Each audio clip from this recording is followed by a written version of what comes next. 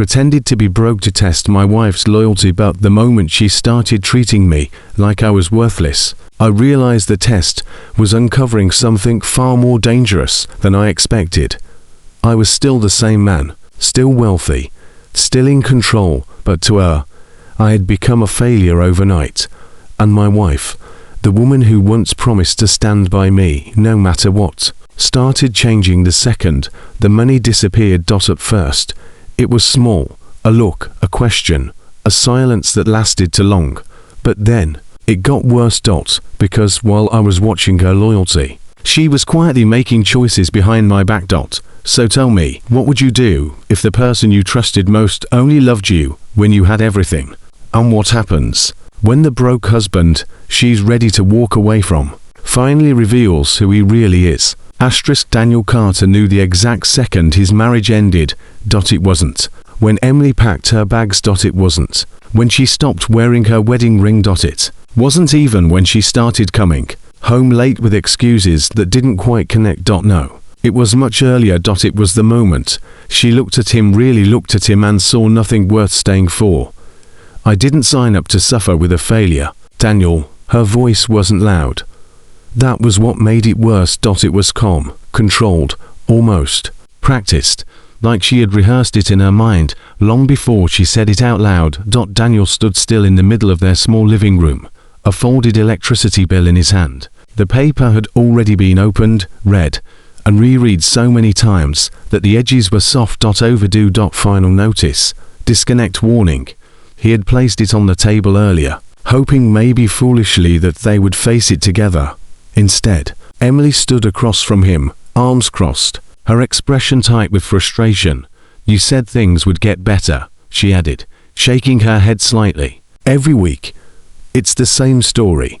Daniel didn't respond immediately, not because he didn't have anything to say, but because he was measuring something far more important than words: her tone, her patience, her limit. And silently, he marked it, because what Emily didn't know, what she couldn't possibly know, was that just 3 hours earlier, Daniel had approved a multi-million-dollar transfer between 2 of his offshore accounts. The notification was still sitting on his phone. Unread. Untouched. Irrelevant. For now, I'm trying, he said finally, his voice low, steady, carefully neutral. Emily let out a short, disbelieving laugh. Trying, she repeated. Daniel, trying doesn't pay bills. There was a pause, a small one, but in that pause, something shifted. Daniel noticed the way her eyes flicked, not at him, but at the window, where a sleek black car passed by outside. It was quick. Subtle. But it was there. And that was when the memory hit him. Flashback, foreshadowing. Step 3 months ago, at a restaurant, Emily had smiled as a man at the next table handed his wife a designer bag. Not jealousy. Not openly, but something quieter, a look that lingered just a second too long. Later that night, she had asked softly, "Do you ever wish you could give me more?" At the time, Daniel had brushed it off. Now, it echoed. Back in the present, Emily sighed and picked up her phone. "I can't keep doing this," she muttered. Daniel watched her, his face unreadable, but inside, something was unfolding with precision. Because this wasn't just a bad moment. This was data. Confirmation. A piece of a puzzle he had been quietly building. And the truth was, this wasn't happening by accident. It was happening exactly the way he had planned. Because weeks ago, long before the bills, before the tension, before the cracks, Daniel Carter had made a decision, a dangerous one. He was going to test his wife. Not with words. Not with questions. But with reality. Controlled fall, a carefully constructed collapse. And now, standing in that dim living room, watching the woman he loved slowly pull away, he realized something chilling. The test hadn't even reached its hardest phase yet, and she was already failing. Daniel didn't sleep that night. He lay still beside Emily, staring into the darkness as her breathing slowly evened out. Her back turned to him, another small shift that had quietly become routine. Weeks ago, she used to rest her head on his chest, tracing lazy circles on his arm, as they talked about nothing and everything. Now, there was space between them, not wide enough to notice at a glance, but wide enough to feel. Daniel's eyes remained open, but his mind had already slipped backward, pulled into a memory he had spent years trying to control, not erase, because forgetting was never the goal. Understanding was.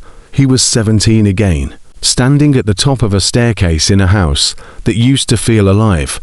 Voices echoed below. His father's voice, once strong, commanding, now carried something unfamiliar. Strain. "I trusted you," his father said, each word slower than the last. A woman's voice followed, sharp, defensive, but not surprised. "You had money. I used it." "That's how this works." Daniel had gripped the wooden railing, his knuckles tightening as the words sank in. There was no denial, no guilt, just truth, spoken without hesitation. That was the moment everything changed. Not when the accounts were emptied, not when the lawyers got involved, but when Daniel realized something far more dangerous. Some people don't pretend to love you. They simply stop pretending when the benefit disappears. The memory shifted. 3 months later, the house was quiet again, but this time, permanently. Daniel stood beside a hospital bed, staring at a man who looked nothing like the father he once knew. The strength was gone, the presence reduced to something fragile, something fading. His father's hand was cold when he reached for Daniel's. "Listen to me," he whispered, his voice barely holding together. "Never let money be the reason someone stays in your life." Daniel didn't respond. He couldn't, but he listened, because if it is, his father continued, his breath uneven, "You'll never know," as they would stay without it. That sentence didn't just land. It rooted itself deep, permanent. And when his father's hand finally went still, Daniel didn't cry, not immediately, because something else had already taken its place, a decision. The memory dissolved slowly, pulling him back into the present, the dim light of the bedroom, the quiet hum of a distant generator outside. Emily shifted slightly beside him, but didn't turn. Daniel exhaled quietly, his gaze drifting to the ceiling. Everything he had built since that moment, every company, every investment, every calculated move had one silent purpose beneath it all: control. Not just over money, but over outcomes. Over uncertainty, over people. And yet, here he was, testing the one thing he could never fully control, a person's loyalty. Emily had never known this part of him. To her, Daniel was steady, responsible, reliable, man who worked hard and came home tired. She had never seen the boardrooms. Never heard the negotiations, never watched him dismantle a $1 million deal with a single sentence. That life was separate. Intentionally. Because when Daniel met Emily, something about her felt different. She laughed easily. She didn't ask questions about money. She once told him, sitting on a park bench with nothing but street food between them, "I don't need rich, I need real." That moment had mattered, more than she realized, but now, lying in the same bed, listening to the silence she no longer tried to fill, Daniel felt a quiet, unsettling thought begin to form. What if she believed that back then, but not anymore? And if that was true, when exactly did it change? Daniel met Emily on a day that felt too ordinary to matter, but somehow became the beginning of everything. It wasn't in a luxury setting or anything tied to the life he truly lived. It was at a small roadside cafe, the kind of place where people didn't ask questions and nobody cared what you drove or wore. Daniel had chosen that place deliberately. Even then, before Emily, before marriage, before love, he had already built the habit of separating his real world from the one people were allowed to see. Emily had been standing in line, arguing softly with the vendor over a wrong order, her voice polite but firm, refusing to be ignored, but never raising itself enough to cause a scene. That balance caught Daniel's attention before her beauty did. When she finally turned and their eyes met, she smiled, not the kind of smile that calculated value, but one that felt instinctive, unguarded. "They always mix up the orders here," she said casually, as if they already knew each other. Daniel nodded slightly, studying her without making it obvious. "And you still come back?" he asked. She shrugged. "Not everything has to be perfect to be worth it." That line stayed with him more than it should have. It felt simple, but something about it carried weight, like a principle she lived by rather than a random comment. That was the first moment Daniel felt something unfamiliar, curiosity without suspicion. As they began talking, something else became clear. Emily wasn't impressed by surface things. When he mentioned work, keeping it vague on purpose, she didn't press for details. When he joked about being just another guy trying to survive, she laughed instead of questioning it. That was rare. Most people probed. Most people measured. Emily didn't. Or at least, she didn't then. Their relationship built itself in quiet moments.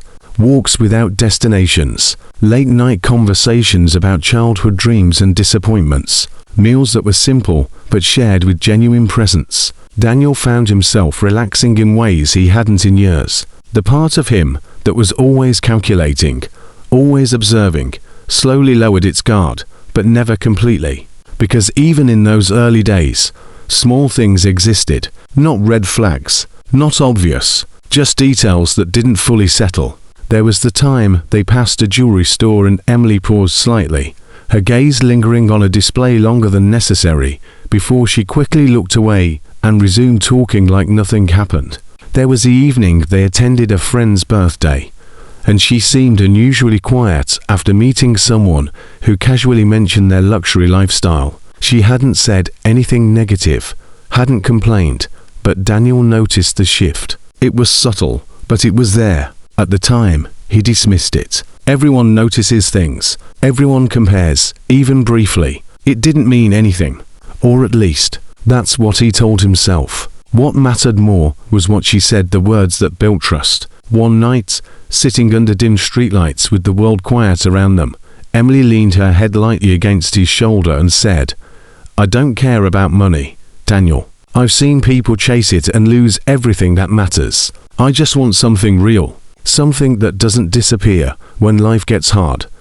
That moment didn't just touch him, it anchored him. It connected directly to something deep inside him, something shaped by loss, by betrayal, by a promise he made without ever speaking it out loud. That was the moment Daniel made a silent decision. He wouldn't tell her the truth about his wealth. Not yet, because if what she said was real, it would remain real, regardless of what he had. And if it wasn't, then one day, he would find out. What Daniel didn't realize then was that the test had already begun long before he consciously decided to create one. And somewhere between those quiet moments and unspoken observations, something had already been set in motion, something neither of them fully understood yet. The first year of Daniel and Emily's marriage felt like proof that everything he had hoped for was real. It wasn't extravagant, and that was intentional. Daniel could have given her more, far more, but he chose restraint, not out of stinginess, but out of purpose. The apartment they moved into was clean, modest, and comfortable enough to build a life in, but nowhere near the standard of what he could actually afford. Emily had walked in on the first day, looked around slowly, then smiled in a way that felt genuine. "It's small," she said, setting her bag down, "but it feels like ours." That word mattered to Daniel. Ours. It suggested partnership, not dependence. For a while, everything aligned with that idea. They built routines together. Grocery shopping became something they did side by side, occasionally arguing playfully over unnecessary items. "We don't need this," Daniel would say, holding up something extra. Emily would grin and reply, "We don't need a lot of things, but life would be boring without them." He would usually give in, not because of the item, but because of the ease between them. At night, they would sit close on the couch, sometimes talking, sometimes not, comfortable in the silence that didn't demand filling. Those moments reassured him. They felt stable, real, but even in stability, patterns form, and Daniel had trained himself to notice patterns before they became problems. It started subtly, almost too small to question. Emily began asking more about his work, not in a curious way, but in a slightly concerned one. "So, do you see yourself growing there?" she asked one evening, her tone light, but her eyes searching. Daniel leaned back slightly, careful with his answer. "Eventually. It takes time," she nodded. but didn't respond immediately. That pause lingered longer than it used to. A few weeks later, during a visit to a mall, Emily slowed her steps as they passed a high-end store. She didn't stop, didn't point, didn't ask, but her pace changed. Daniel matched it without commenting. Inside, he marked it. Another small detail. Another quiet shift. The contrast between what he knew and what he showed her was growing, but still controlled. Behind the scenes, Daniel's real life continued untouched. Meetings held in private offices under different names. Financial movements executed through layers designed to remain invisible. Assistants who knew him only in fragments. He had built a system where his wealth existed, but not in a way that could easily reach him in this version of his life. It wasn't just about hiding money. It was about creating a reality that could withstand scrutiny. Because if the illusion cracked too easily, the test would be meaningless.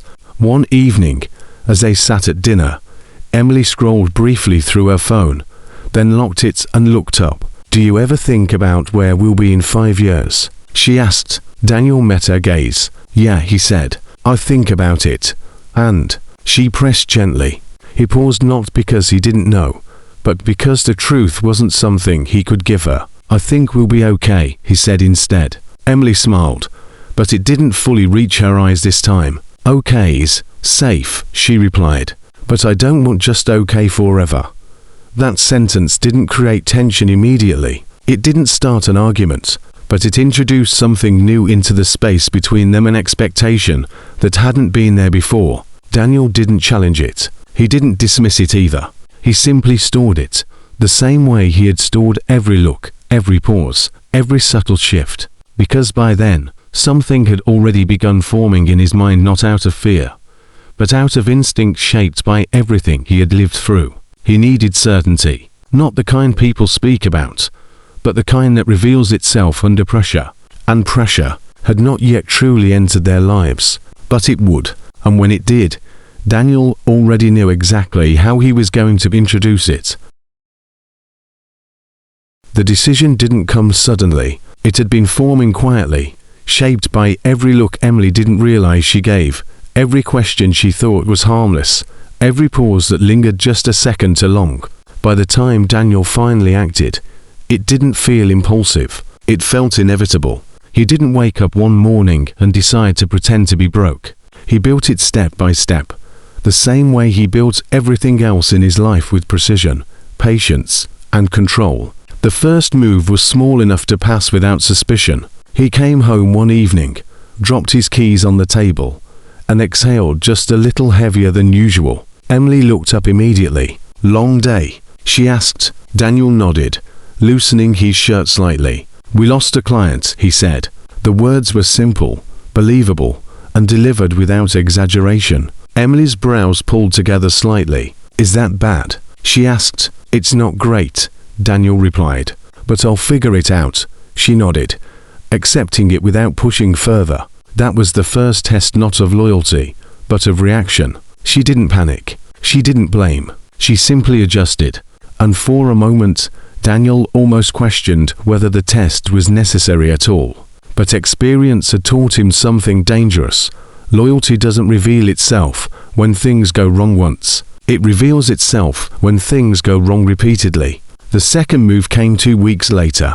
This time, it was a salary cut. He sat across from her at dinner, quieter than usual, letting the silence stretch just enough before speaking. "They're restructuring," he said. Emily looked up, immediately alert. "What does that mean?" "It means I'm still employed," Daniel replied carefully, "but I'll be earning less for a while." The words hung between them. Emily didn't respond right away. She picked up her fork, then set it down again, her appetite fading in real time. "For how long?" she asked. "I don't know yet," Daniel said. That part was intentional. Uncertainty creates pressure faster than bad news. Emily leaned back slightly, exhaling.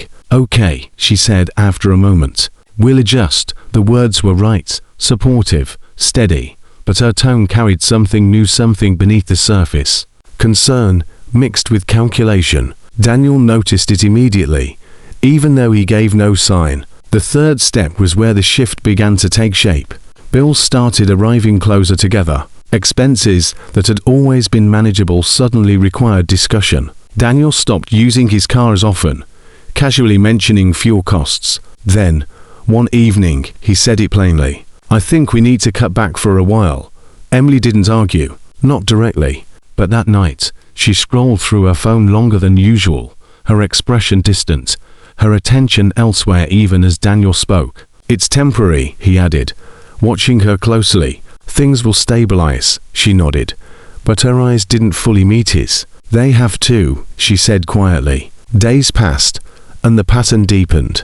The warmth that once filled their conversations began thinning out, replaced by shorter responses, longer silences. She still smiled, but less often. She still listened, but not as closely. And Daniel, standing inside the life he had carefully constructed, began to see the results forming faster than he expected. Because the pressure he introduced wasn't just testing their situation, it was testing her perception of him. And perception, once it starts to change, rarely goes backward. One evening, as he placed another unopened bill on the table, Emily looked at it, then at him, her expression harder than before. She didn't speak immediately, but when she finally did, her voice carried a weight that hadn't been there before. "Daniel," she said slowly, "is this really the best you can do?" Daniel didn't answer Emily immediately, not because he didn't hear her, but because he was watching her face instead of her words. Her question had landed differently this time, not like concern, not like confusion, but like judgment. "Is this really the best you can do?" The silence that followed stretched longer than usual, filling the small apartment like a tightening rope. Daniel slowly placed the unopened bill on the table. His movements were calm, deliberate, controlled, the kind of calm that came from a man who had learned long ago that reactions reveal more than words ever could. "I'm doing everything I can," he said finally. Emily exhaled sharply through her nose, shaking her head. "That's what you always say." There was no shouting, no raised voice, but something had changed in her tone. A quiet impatience had started replacing patience itself, and Daniel noticed it. Always. That night, after she went to bed earlier than usual, Daniel remained in the living room alone, the dim light of a single lamp casting long shadows across the walls. He didn't check his phone immediately. He already knew what was waiting there. Instead, his mind replayed the last few weeks not as memories, but as patterns, a shift in her tone when she spoke about money, longer pauses before she responded to him. The way she started dressing differently when she went out alone, not drastically, but noticeably, enough for someone like him. Deep foreshadowing begins. Days earlier, Daniel had seen something he didn't mention. Emily standing outside a cafe, speaking to someone on the phone, her expression softer than it had been with him in weeks. When she noticed him watching from across the street, she quickly turned away. And that speed mattered. Because guilt always moves faster than honesty. Back in the present, Daniel leaned back slowly on the couch, eyes half-lidded as he processed another memory, a small one, almost insignificant, but still telling. Emily laughing at her phone late at night, then suddenly locking the screen when he entered the room. "Just social media," she had said. But Daniel had noticed the timing. He always noticed timing. The next morning, the tension had grown thicker without either of them acknowledging it. Emily stood in front of the mirror, adjusting her hair longer than usual. "You're going out?" Daniel asked casually. She paused just slightly. "Yes," she replied. "Just meeting a friend." A pause, a beat too long. "Which friend?" he asked, not sharply, just gently. Her reflection didn't meet his eyes immediately. "Someone from work," she said.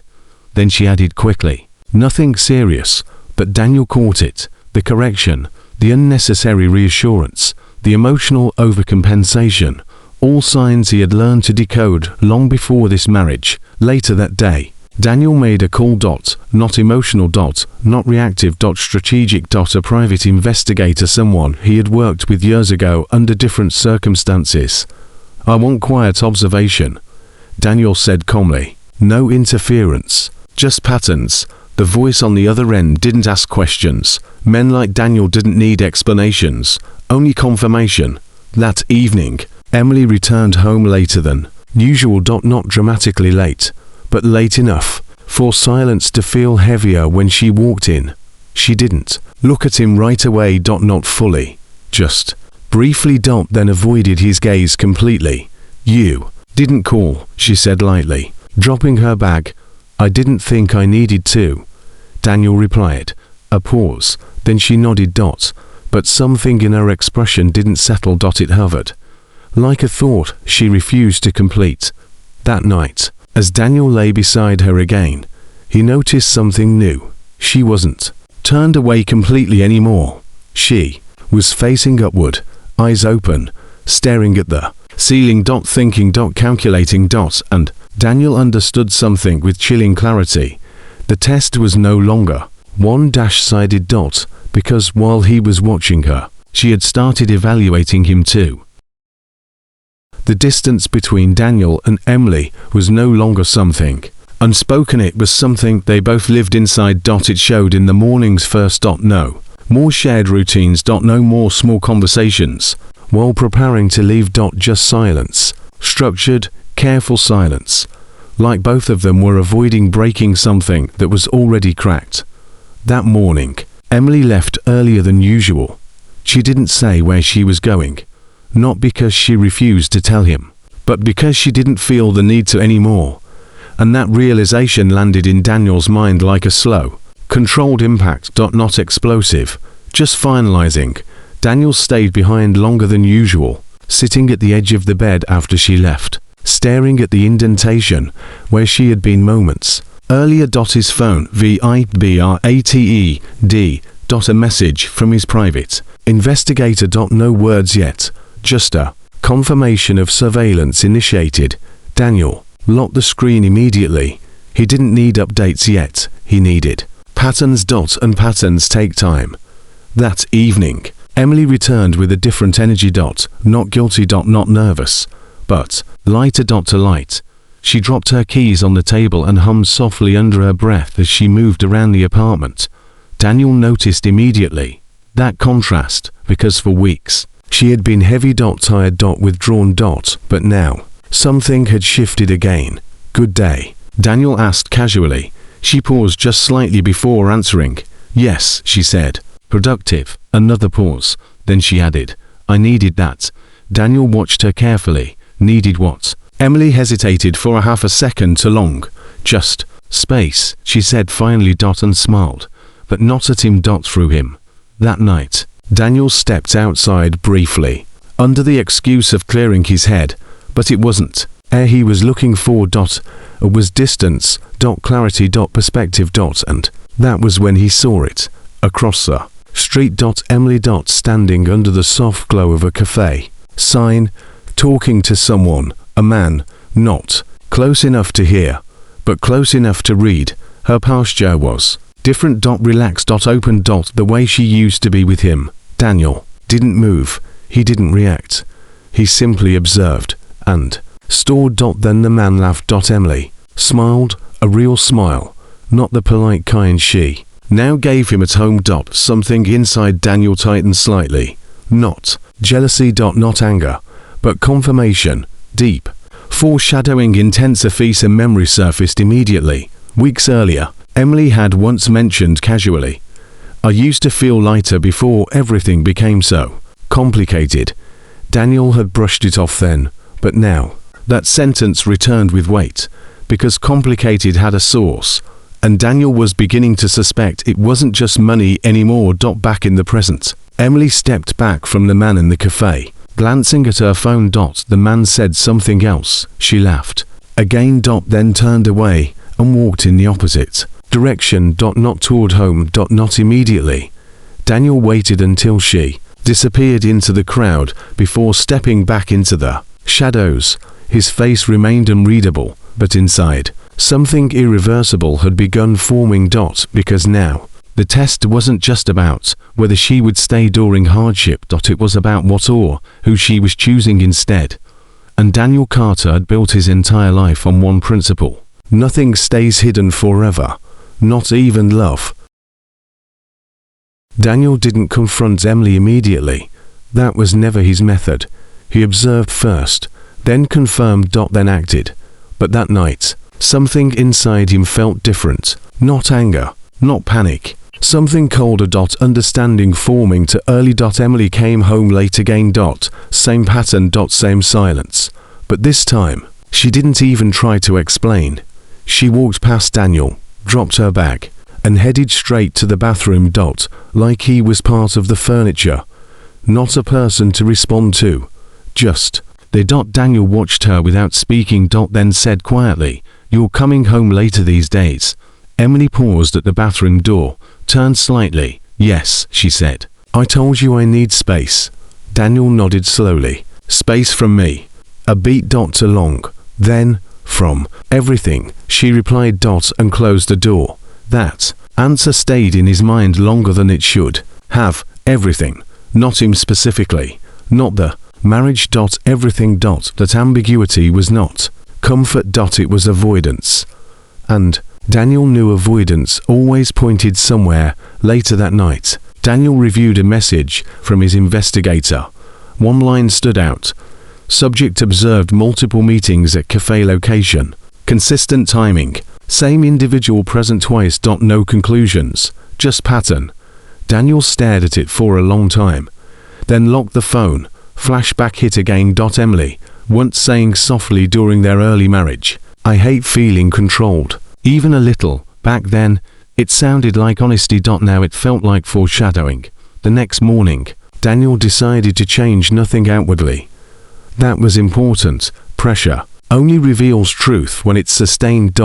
So he played his role. Same apartment. Same financial struggles. Same calm expression. But internally, the test had changed direction. He was no longer just observing loyalty. He was measuring replacement. That evening, Emily came out dressed differently. Not formal. Not casual. Intentional. Daniel noticed instantly. Going out again. He asked. Emily avoided his eyes. "Yes, same friend." A pause. Then, "Yes, to fast. To rehearse." Daniel stepped closer slightly. Not aggressive. Just present. "Emily," he said calmly, "are you happy?" She froze for half a second. That was enough. Then she smiled faintly. "I'm fine," and left. That answer didn't land like before. Because now Daniel understood something important. Fine is what people say when the truth is already elsewhere. That night, he didn't sleep. He sat alone in the dark living room, replaying everything: the cafe, the laughter. The timing, the avoidance, the shift. And for the first time since starting the test, Daniel asked himself a question he had avoided from the beginning. What if the test is no longer revealing her loyalty? Daniel didn't wait anymore, not because he was angry, but because waiting had started feeling like avoidance. That evening, he came home earlier than usual. Emily was already there, sitting on the couch, scrolling through her phone with a calm expression that no longer tried to include him in her world. "Emily," Daniel said quietly. She looked up slowly. "Yeah." A pause. Then he asked, "Who is he?" The words didn't land loudly. They didn't need to. Emily's finger stopped moving on her phone. Just for a second. Then she exhaled and leaned back. "So this is what this is about." Daniel didn't respond. He didn't confirm. He didn't deny. He just waited. That silence was enough. Emily set her phone down carefully, like she had been preparing for this moment longer than he realized. "There's no him the way you think," she said finally. Daniel stepped closer. "Then explain what I saw." A flicker passed through her face. Not guilt, not fear, frustration. "You saw me talking to someone," she replied. "That doesn't mean what you think it means." Daniel's voice stayed controlled. Twice, same place, same timing. Emily stood up now, her tone sharper. "So you're following me?" That question shifted the air. Not because it was false, but because it confirmed something. Daniel didn't deny it. And that silence answered more than words could. Emily shook her head slowly. "I can't live like this," she said. "This constant watching, questioning, suspicion." Daniel's eyes narrowed slightly. "Suspicion didn't start this. A pause. Then, it started when you changed, he added. Emily laughed softly, but it wasn't humor. I changed. Daniel, look at our life. She gestured around the room. The small apartment. The quiet tension. The absence of certainty. You think I don't feel it? She continued. Every day it's something new. Lost clients. Less money. Stress. Silence. And you just expect me to pretend I'm okay forever. Daniel didn't move, because that was the first time she had fully said it. Not him. Not the relationship. The life. Then she said it. The line that shifted everything. I met someone who makes things feel simple. Again, silence. Not immediate reaction. Just stillness. Daniel absorbed the words slowly. Not breaking. Not reacting. Just registering. Simple. He repeated quietly. Emily hesitated. It's not what you think. But Daniel raised his hand slightly. Not to stop her. Just to pause the noise. Is it emotional? He asked calmly.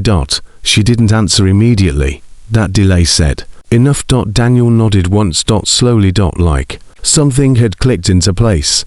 Not betrayal yet, but direction. Understanding. Then he said something unexpected. I see. That confused her. You see what? She asked. Daniel looked at her properly now. Not as a husband, not as a man pretending to be broke, but as the man behind it all.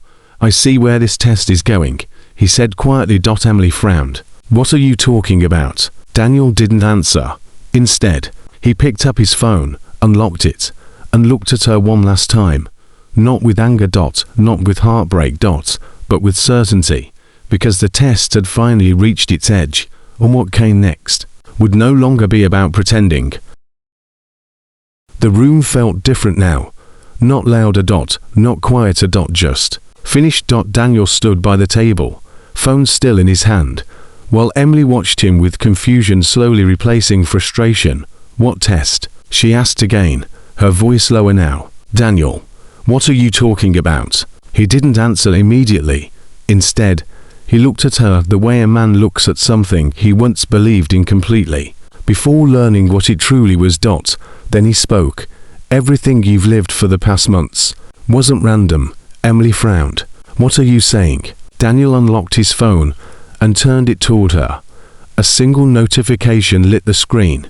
$3,200,000. Transfer confirmed. Emily blinked. Once. Then again. Her breath caught slightly. What is that? She whispered. Daniel stepped closer, slow and controlled. That, he said quietly, is what I earned before I decided to stop being who you thought I was. Silence dropped instantly. Heavy. Unavoidable. Emily shook her head slightly. No, you said you were struggling. We've been living a lie. Daniel finished calmly. She froze. He didn't raise his voice, didn't rush. He simply continued. I wasn't struggling, Emily. A pause. I was observing. Her eyes widened slightly. Observing what? Daniel held her gaze. You. The words hit differently now. Not emotional.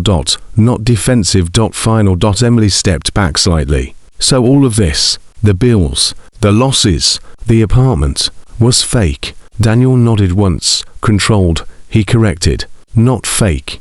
Controlled conditions reveal truth. Her voice cracked slightly. You tested me. Yes, he said. No hesitation. No apology. Just truth. Emily's hands trembled slightly now. You think I failed? Daniel paused. This time, longer. Then he answered. I think you chose comfort when pressure entered, he said. And that tells me everything I needed to know. Her eyes filled instantly. I stayed in the beginning. Yes, Daniel replied. When it was light. When it was easy.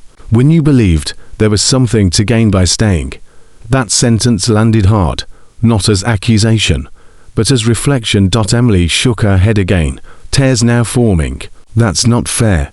Daniel's voice softened slightly, but only slightly. Fair, he repeated. Fair is believing someone loves you without conditions. A pause. Then, I learned long ago what happens when conditions change. For a moment, neither spoke.